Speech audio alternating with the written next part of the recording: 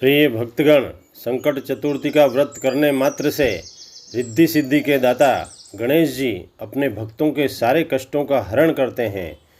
यदि भक्त इस व्रत को पूरी श्रद्धा और भक्ति से करते हैं तो भगवान गणेश उनकी समस्त मनोकामना अवश्य पूर्ण करते हैं।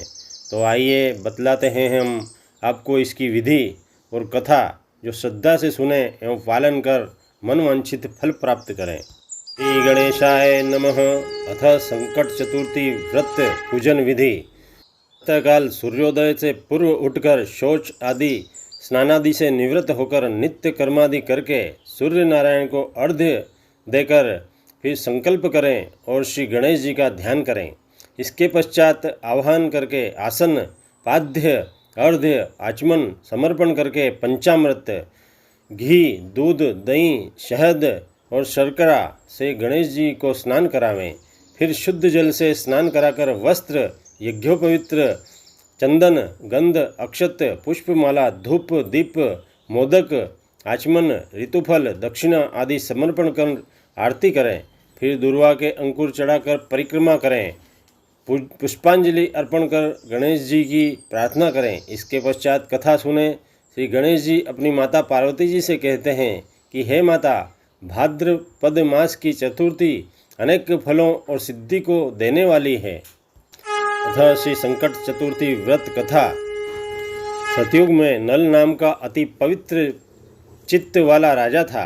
उसकी दमयंती नाम की प्रसिद्ध और अति सुंदर रानी थी। भाग्य के वश से एक समय उसको स्त्री वियोग और विषाद करने वाला श्राप मिल गया। अतः उस समय रानी ने राजा को और अपने आप को विपदाग्रस्त देखकर इस उत्तम व्रत को किया था। यह वार्ता सुनकर श्री पार्वती जी ने पूछा कि हे पुत्र, दमयंती ने किस विधि से इस व्रत की कथा को किया था और कितने समय के पश्चात उसको इस व्रत का फल प्राप्त हुआ। श्री कृष्ण जी कहने लगे कि हे राजा युधिष्ठिर, पार्वती जी के इस प्रकार पूछने पर गणनायक ने जो कुछ कहा उसको विस्तार पूर्वक सुनिए।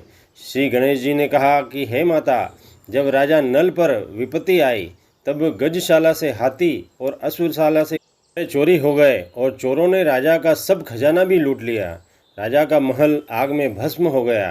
राज कार्य को करने वाले मंत्री भी राजा को छोड़कर अन्यत्र चले गए। इस प्रकार राजा की विपत्ति बढ़ती ही गई। राजा जुए में राजपाट तथा सब कुछ हार गया। तब राजा दमयंती को साथ लेकर वन में चला गया, परंतु दुर्भाग्य ने यहाँ भी उसका पीछा नहीं छोड़ा और दुर्दैव के कारण दमयंती से भी उसका विछोह हो गया। तब राजा नल ने किसी नगर में जाकर नौकरी कर ली तथा रानी और राजपुत्र भी गांवों में चले गए। वे अनेक प्रकार की व्याधियों से पीड़ित होकर अपने अपने कर्म के फल भोगते हुए पृथक पृथक रहकर भिक्षा मांगकर दिन बिताने लगे। एक समय दमयंती ने महामुनि शरभंग के दर्शन किए। रानी मुनि के चरणों पर मस्तक नवाकर कहने लगी कि हे भगवान, मेरे पति, पुत्र और विपुल राज्य तथा हाथी घोड़े आदि सारे ऐश्वर्य पहले की तरह प्राप्त हो सकते हैं या नहीं। गणेश जी बोले कि हे माता, इस प्रकार दमयंती के वचन सुनकर शरभंग ऋषि बोले कि हे दमयंती, बड़े से बड़े संकट को दूर करने वाला और समस्त कामनाओं को पूर्ण करने वाला एक व्रत में तुमसे बतलाता हूँ, सो तुम ध्यानपूर्वक सुनो। भाद्रपद मास में कृष्ण पक्ष की चतुर्थी कहलाती है। उस दिन स्त्रियों को भक्ति, प्रेम और श्रद्धापूर्वक पहले कहे हुए प्रकार से श्री एकदंत गजानन की पूजा करनी चाहिए। इस व्रत के करने से हे देवी, तुम्हारी सब मनोकामनाएं पूर्ण होगी। 7 मास में तुम राजा नल को अवश्य पाओगी, यह मेरा निश्चय मत है।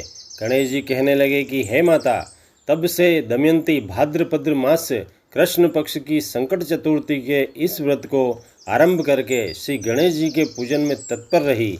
तब 7 महीने में उसके पति, राज्य और पुत्र उसको प्राप्त हो गए। फिर राजा भी इस उत्तम व्रत को करके पहले की तरह समस्त ऐश्वर्य को प्राप्त हो गया। श्री कृष्ण जी कहने लगे कि हे युधिष्ठिर, आप भी इस उत्तम व्रत को करें, उससे आपको भी अपना नष्ट हुआ राज्य अवश्य प्राप्त हो जाएगा और समस्त शत्रुओं का नाश हो जाएगा। हे राजन, इस प्रकार समस्त दुखों का नाश करने वाला तथा प्रत्येक अभ्युदय को देने वाला व्रतों में यह उत्तम व्रत मैंने आपसे कहा। इस व्रत के करने से आपके भाग्य की अतिशय वृद्धि होगी और अवश्य ही सब दुखों का नाश हो जाएगा, इसमें कुछ भी संशय मत समझो। इति श्री स्कंद पुराण संकट चतुर्थी व्रत कथा समाप्त।